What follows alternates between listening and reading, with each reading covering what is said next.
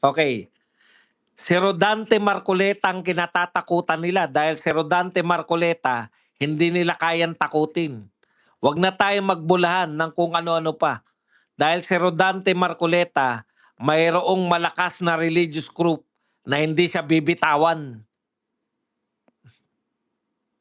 Di ba? Unlike sa ibang senador, na sarili na nila, yung backup nila, si Rodante Marcoleta, kaya ganyang katapang yan, kahit papano, may isang malaking relihiyon, wag na natin banggiting Iglesia ni Cristo, na politically, napaka makapangyarihan dahil kaya niya mag-command ng boto. Takot din yung ano riyan, di ba? Takot din naman yung mga ibang politiko. Hindi po ako iglesia, pero alam po natin yung impact ng mga iglesia. Kahit po natin hindi banggitin yan, nakita nyo na po yung mga Marcoleta eh. Si Rodante Marcoleta po ang unang talagang nakilala natin yan sa ABS-CBN. Siya po nagbunyag ng mga katiwalian ng ABS-CBN. Kasama niya si PD Barsaga, yung tatay ni Kiko. Kaya matapang eh. At saka si Boying Remulla. Imagine niyo yan. Okay. Ang point ko lang po, bukod po sa nasa katotohanan si Marcoleta, talagang matapang naman po talaga yung mama. Alam niya yung katotohanan, alam niya paano mag-imbestiga.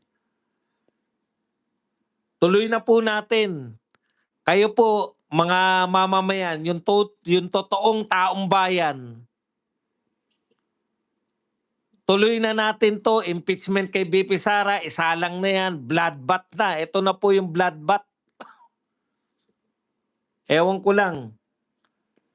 Kung yun nga na hindi kayo, sa totoo lang hindi pa po sila nako-cross-examine yung mga ebidensya na yan, hindi pa nako-question.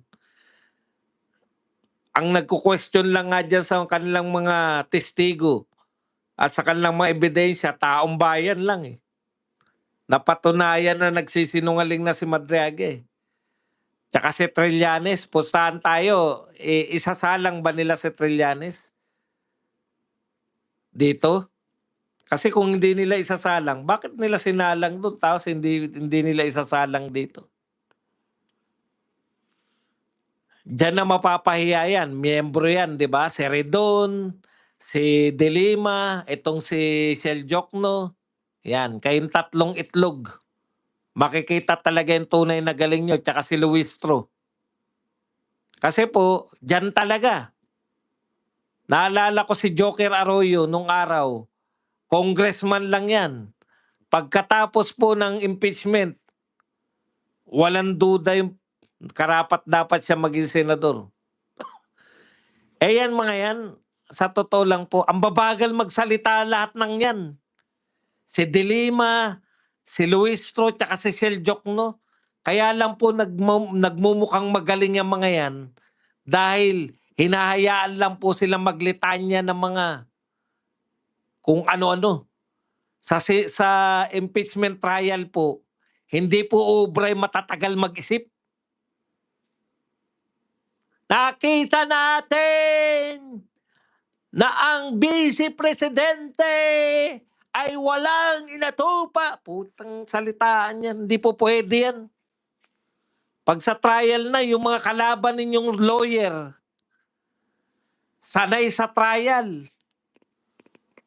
Ilang taon na bang hindi nakasabak ng trial yung mga yan? Pag hindi kayo kumuha ng yan yung pagkakaiba. Si Joker Arroyo, siya yung head prosecution team. Talagang siya yung tumayo. Kayo, kaya nyo bang tumayo na kayo? Nakakahiya. Pag iba, si Redon po siya, sarili nilang batas, sinaway pa siya ni Rufus Rodriguez. Nakakahiya eh. Bawal magkamali doon, susupalpalin kayo ng magagaling na abogado. Kaya yan ang bloodbath, kayo ang sugatan dyan. Babara-barahin kayo. Ano naman kung magsama-sama sila, wala kaming pakialam dyan. Ganyan talaga ang buhay sa politika. Magkakasama yung mga wala pong pakialam diyan, basta hinarap niyo 'yan, taong bayan ang makakakita niyan kung papaano susupalpal dito po makikita natin na yung ngipin ko ay bagong tasa.